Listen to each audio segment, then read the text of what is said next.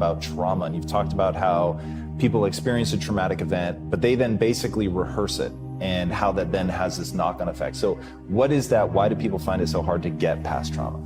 The stronger the emotional reaction you have to some experience in your life, the higher the emotional quotient, the more you pay attention to the cause. And the moment the brain puts all of its attention on the cause, it takes a snapshot, and that's called a memory. So long-term memories are created from very highly emotional experiences. So what happens then is that people think neurologically within the circuitry of that experience, and they feel chemically within the boundaries of those emotions. And so when you have an emotional reaction to someone or something, most people think that they can't control their emotional reaction. Well, it turns out if you allow that emotional reaction, it's called a refractory period, to last for hours or days, that's called the mood. I say to someone, hey, well, what's up? You say, I'm in a mood. Well, why are you in a mood? Well, I had this thing happen to me 5 days ago, and I'm having one long emotional reaction. If you keep that same emotional reaction going on for weeks or months, that's called temperament. Why is he so bitter? I don't know, let's ask him. Why is he so bitter? Why are you bitter? Well, I had this thing happen to me 9 months ago. And if you keep that same emotional reaction going on for years on end, that's called a personality trait. And so learning how to shorten your refractory period of emotional reactions is really where the work starts.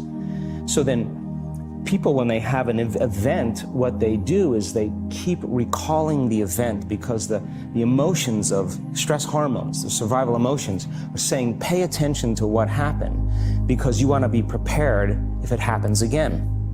Turns out most people spend 70% of their life living in survival and living in stress. So they're always anticipating the worst case scenario based on a past experience. And they're literally, out of the infinite potentials in the quantum field, they're selecting the worst possible outcome, and they're beginning to emotionally embrace it with fear. And they're conditioning their body into a state of fear. Do that enough times, body has a panic attack without you. You can't even predict it because it's programmed subconsciously. So then you say to the person, why are you this way? And they'll say, I am this way because of this event that happened to me 15 or 20 years ago. And what that means from a biological standpoint is that they haven't been able to change since that event. So then the emotions from the experience tend to give the body and the brain a rush of energy. So people become addicted to the rush of those emotions, and they use the problems and conditions in their life to reaffirm their limitation, so at least they can feel something. So now when it comes time to change, you say to the person, why are you this way? Well, every time they recall the event, they're producing the same chemistry in their brain and body as if the event is occurring, firing and wiring the same circuits and sending the same emotional signature to the body. Well, what's the relevance behind that? Well, your body is the unconscious mind. It doesn't know the difference between the experience that's creating the emotion and the emotion that you're creating by thought alone. So the body's believing it's living in the same past experience 24 hours a day, 7 days a week, 365 days a year. And so then when those emotions influence certain thoughts, and they do, and then those thoughts create the same emotions, and those same emotions influence the same thoughts, now the entire person's state of being is in the past. So then the hardest part about change is not making the same choices you did the day before, period. And the moment you decide to make a different choice, get ready because it's going to feel uncomfortable. The bigger thing is that we keep firing and wiring those circuits, they become more hardwired. So you have a thought and then the program runs.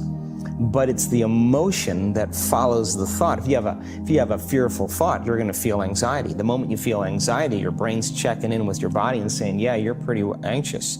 So then you start thinking more corresponding thoughts equal to how you feel. Well, the redundancy of that cycle conditions the body to become the mind. So now, when it comes time to change, a person steps into that river of change and they make a different choice, and all of a sudden, they don't feel the same way. So the body says, well, you've been doing this for 35 years. You're going to just stop suffering and stop feeling guilty and stop feeling shameful, and you're not going to complain or blame or make excuses or feel sorry for yourself. Well, the body's in the unknown. So the body says, I want to return back to familiar territory. So the body starts influencing the mind, and it says, start tomorrow. You're too much like your mother. You'll never change. This isn't going to work for you. This doesn't feel right. And so if you respond to that thought as if it's true, that same thought will lead to the same choice, which will lead to the same behavior, which will create the same experience, which will produce the same emotion. I want to talk about that notion of, give me a little more detail on what you mean by the body becomes the mind or the unconscious mind. What do you mean by that exactly? Well, those are two different things. Your body is your unconscious mind. In a sense, if you're sitting down and you start thinking about some future worst case scenario that you're conjuring up in your mind, and you begin to feel the emotion of that event, your body doesn't know the difference between the event that's taking place in your world, outer world, and what you're creating by emotion or thought alone. So most people then, they're constantly reaffirming their emotional states. So when it comes time to give up that emotion, they can say, I really want to do it. But really the body is stronger than the mind because it's been conditioned that way. So the servant now has become the master. And the person all of a sudden, once they step into that unknown, they'd rather feel guilt and suffering because at least they can predict it. Being in the unknown is a scary place for most people because the unknown is uncertain. And people say to me, well, I can't predict my future. I'm in the unknown, and I always say the best way to predict your future is to create it. Not from the known, but from the unknown. What thoughts do you want to fire and wire in your brain? What behaviors do you want to demonstrate in one day?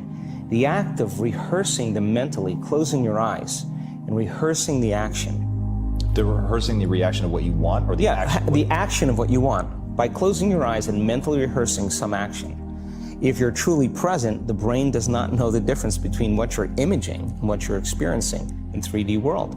So then you begin to install the neurological hardware in your brain to look like the event has already occurred. Now, your brain is no longer a record of the past. Now it's a map to the future. And if you keep doing it, priming it that way, the hardware becomes a software program. And who knows, you just may start acting like a happy person. And then I think the hardest part is to teach our body emotionally what the future will feel like ahead of the actual experience. So what does that mean? You can't wait for your success to feel empowered. You can't wait for your wealth to feel abundant.